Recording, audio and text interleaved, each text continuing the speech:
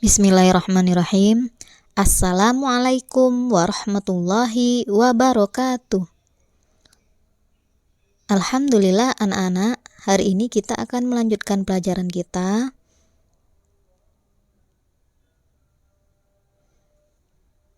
Tema 6, merawat hewan dan tumbuhan. Subtema 3, tumbuhan di sekitarku. Materi pembelajarannya hari ini tentang sikap peduli dengan lingkungan sekitar, sikap menaati tata tertib di sekolah, dan sikap yang menyikapi perbedaan pendapat.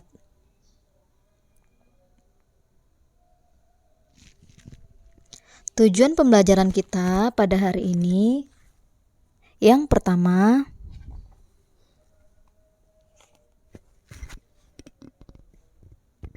memahami sikap peduli dengan lingkungan sekitar. Yang kedua, memahami sikap menaati tata tertib di sekolah. Yang ketiga, dapat mempraktikkan sikap menaati tata tertib di sekolah. Dan yang keempat, memahami sikap menyikapi perbedaan pendapat.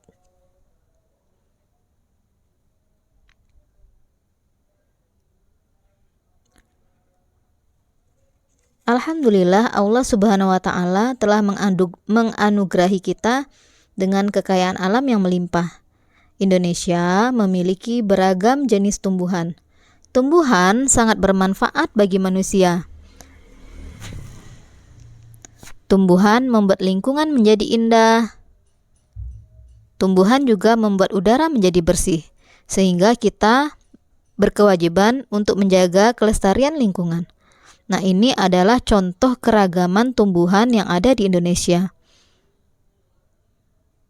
Nah, keragaman tumbuhan ini harus kita lestarikan biar tidak punah.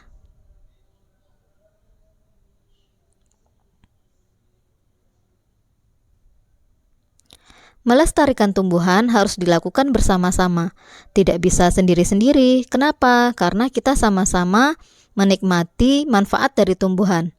Dengan menaati aturan melestarikan tumbuhan, kita telah membuat sekolah lebih asri, suasana menjadi aman dan nyaman.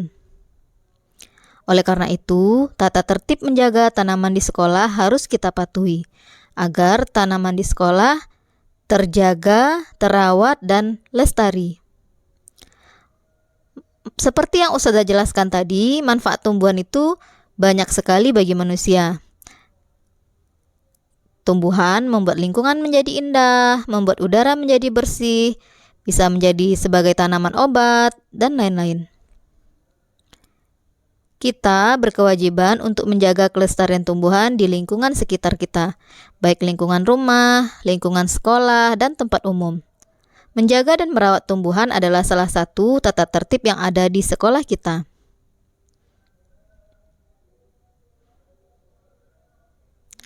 Sikap peduli terhadap lingkungan. Yang pertama, membersihkan selokan yang tersumbat. Nah, ini adalah contoh gambar gotong royong atau kerja bakti membersihkan selokan. Yang kedua, menjaga dan merawat tanaman. Nah, ini adalah contoh anak-anak yang di sekolah yang sedang menyiram tanaman sekolah. Yang ketiga, penanaman pohon yang dilakukan di sekolah. Ini penanaman pohon yang dilakukan di rumah ya, gambarnya. Kemudian yang keempat, membuang sampah pada tempatnya. Nah, hal seperti ini yang kita lakukan sebagai wujud sikap peduli kita terhadap lingkungan. Kemudian, apa akibatnya jika tumbuhan tidak dirawat? Yang pertama, tumbuhan menjadi tidak indah. Yang kedua, tumbuhan menjadi layu dan mati. Dan yang ketiga, tumbuhan yang terlalu rindang dapat menjadi sarang tikus. Tumbuhan seperti rumput ya, yang banyak. Nah, sehingga tikus-tikus bersarang di sana. Kemudian yang keempat, genangan air di dekat tumbuhan dapat menjadi tempat nyamuk bertelur. Oleh karenanya, supaya tanaman tetap terjaga, maka kita harus menaati aturan merawat dan menjaga tanaman di sekolah. Jadi tanaman itu tidak tumbuh sendiri, tapi kita jaga, kita tanam, kemudian kita rawat supaya tumbuhannya menjadi lebih baik. Kemudian kita lanjutkan sikap yang menunjukkan menaati tata tertib di sekolah. Yang pertama, menanam bibit pohon buah di kebun sekolah atau tanaman lainnya. Yang kedua, mencabuti dan membuang rumput-rumput liar yang ada di sekitar tanaman, supaya tanamannya itu bisa tumbuh subur.